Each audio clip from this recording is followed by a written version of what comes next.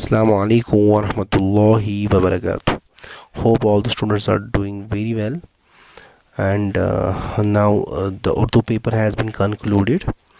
Now there's a last paper, that is a science, and it's very important paper, and we all knew, and is well, all is well. ये paper ठीक होगा तो आपके सारे papers की percentage इस paper पे ये डिपेंड है.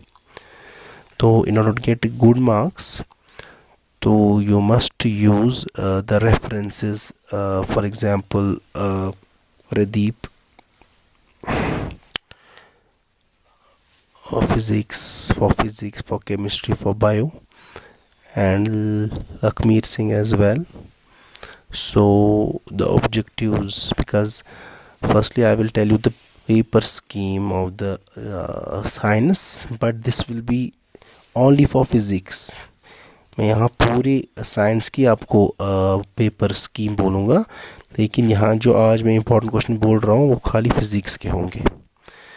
आपके टोटल इस सब्जेक्ट में 80 नंबर है.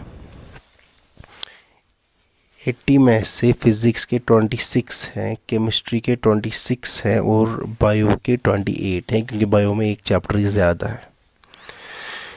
जो आपका पहला सेक्शन होगा, सेक्शन ए, उसमें 18 MCQs होंगे. 6 from physics, 6 from chemistry, 6 from biology. असल में तो ये 15 है, 5.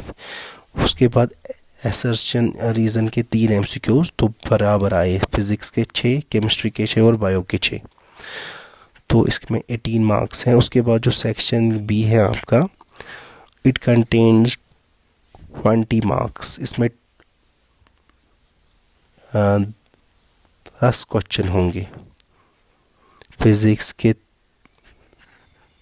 3, केमिस्ट्री के 3 और बायोलॉजी के 4 चैप्टर्स के. और उसके बाद जो सेक्शन सी होगा, इसमें 9 क्वेश्चंस हैं, ईच ऑफ 3 मार्क्स, तो इसमें 27 मार्क्स हैं. फिज़िक्स के 3, बायोलॉजी के 3 और केमिस्ट्री के 3. उसके बाद है सेक्शन डी. लेकिन एक अच्छी चीज़ है इसमें, जो एसटी पेपर में आपको थी ही नहीं, जो पहले 2 सेक्शन के बाद जो सी सेक्शन है और सेक्शन डी, इसमें हर एक क्वेश्चन में आपको और होगा. हर एक क्वेश्चन को, मतलब जो सेक्शन सी में हाउ क्वेश्चन है, उसमें और भी होगा. और सेक्शन जो है डी, इसमें आपको 3 लॉन्ग टाइप्स आएंगे. इसमें 15 है, एक के 5 नंबर है, लेकिन इसमें 5 नंबर एक ही को नहीं होंगे, मतलब एक ही क्वेश्चन होगा लेकिन पार्ट्स में होंगे. इसमें फिज़िक्स के 5, केमिस्ट्री के 5 और बायो के 5. ये आपकी पेपर स्कीम है. Now I will one by one tell.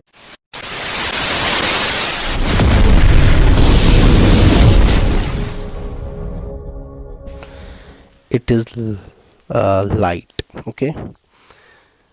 हाँ, क्योंकि इसमें 2 और 3 मार्क्स के क्वेश्चन ये ज़्यादा होंगे, तो आपको कोई क्वेश्चन नहीं ये छोड़ना है. सबसे पहले मैं जो आपकी एक्चुअल क्वेश्चन है उन पे ये जाऊँगा. अगर आप बुक अपनी खोलेंगे, उसमें define principal focus of a concave mirror, ये तो करना है. उसके बाद जो इसके साथ है the radius of the spherical mirror, ये भी ओके.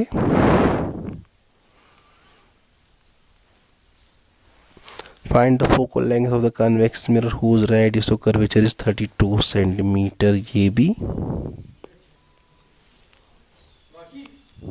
उसके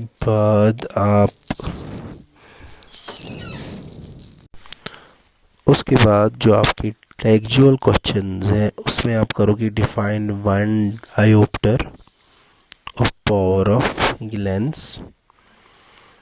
उसके बाद जो ये क्वेश्चन नंबर एन से क्वेश्चन स्टार्ट होता है, एन ऑब्जेक्ट 5, ये बहुत इंपॉर्टेंट है.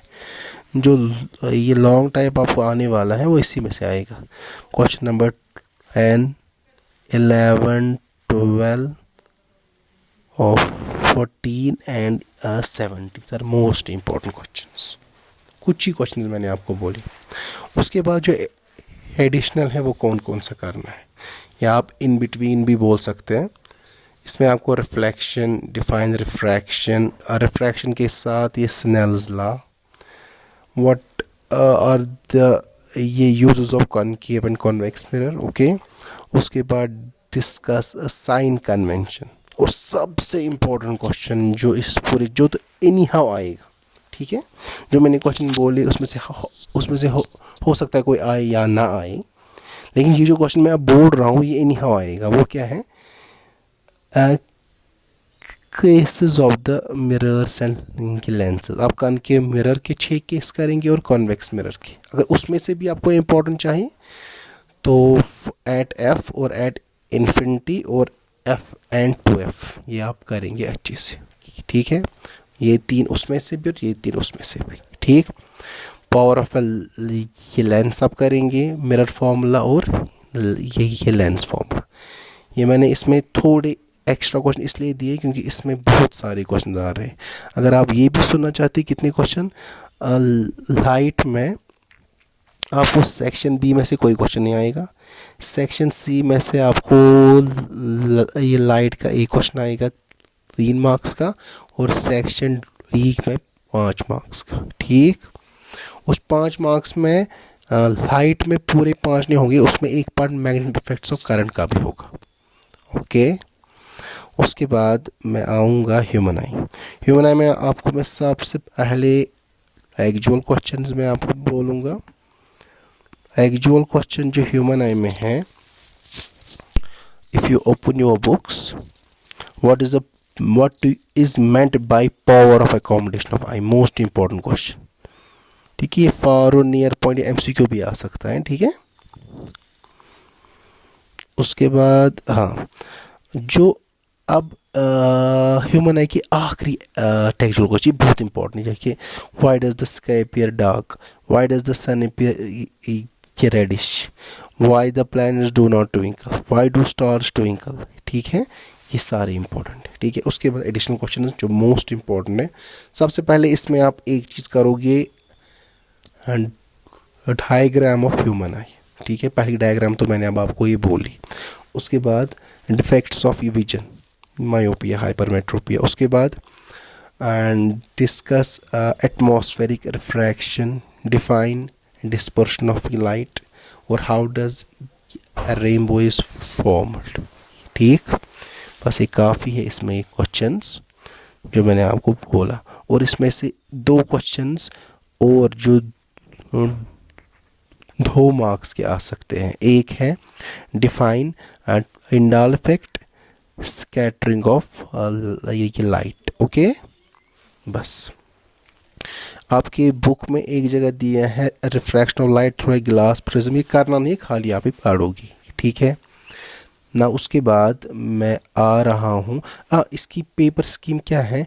सेक्शन बी में ह्यूमन आई में 2 मार्क्स वाला एक क्वेश्चन आएगा, सेक्शन सी में ह्यूमन आई का 3 मार्क्स वाला एक सवाल आएगा। ओके, उसके बाद मैं आ रहा हूँ, I will come to the chapter electricity. मुझे लगता है सबसे ज़्यादा क्वेश्चन इसी में है, जो मैं पेपर स्कीम आज देख रहा था इसकी इलेक्ट्रिसिटी में।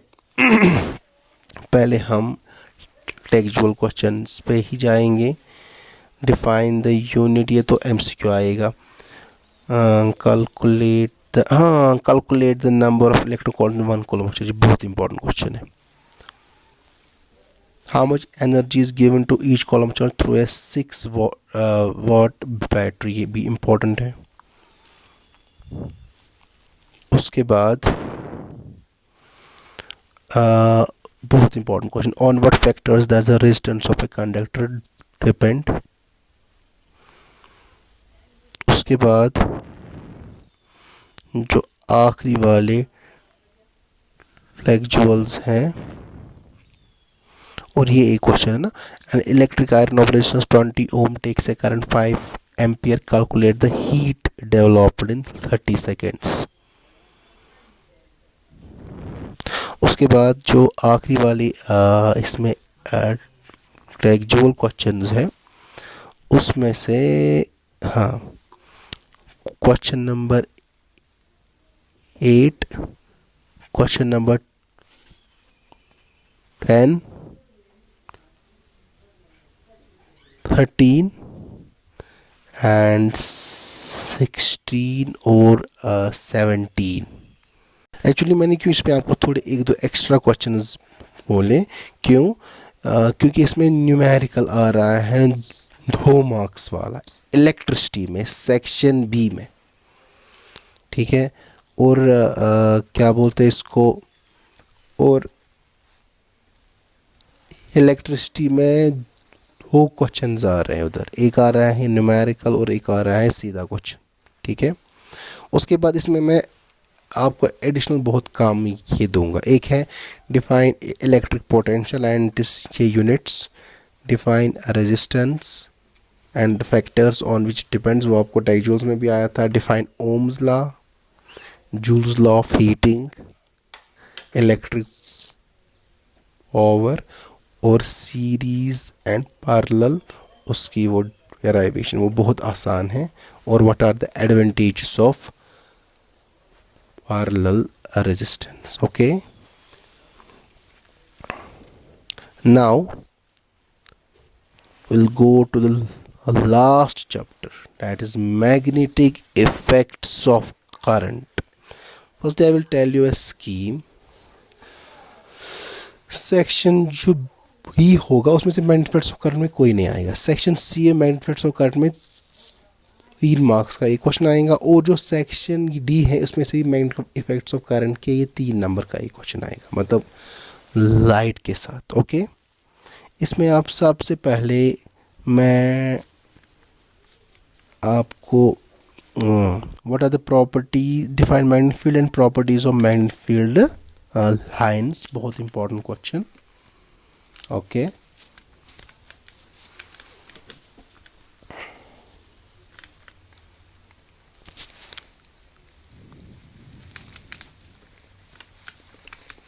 उसके बाद जो इसमें बहुत क्वेश्चन है, इसमें एक्चुअली रिलेटेड सिलेबस भी है, तो इस हिसाब से इसको ध्यान रखना है। उसके बाद आप करेंगे और स्टेट्स एक्सपेरिमेंट। ओके, उसके बाद magnetic field due to current carrying conductor due to circular loop आप करेंगे, और आप करेंगे force on a current carrying conductor in a magnetic field, जिसको हम किकिंग वायर एक्सपेरिमेंट भी बोलते हैं। ओके, और डिफाइन इलेक्ट्रोमैग्नेटिक इंडक्शन की खाली डेफिनेशन। इसके अलावा 3 डेफिनेशन में जल्दी जल्दी बोलूँगा। मैक्सवेल्स राइट हैंड रूल और फ्लेमिंग्स ये लेफ्ट हैंड रूल। इसके अलावा भी आपको कुछ और पूछना होगा, you can ask in the comments. This is all from the physics, इंशाल्लाह you will get it, and after maybe tomorrow I will give you also chemistry. Then bye. Assalamu alaikum.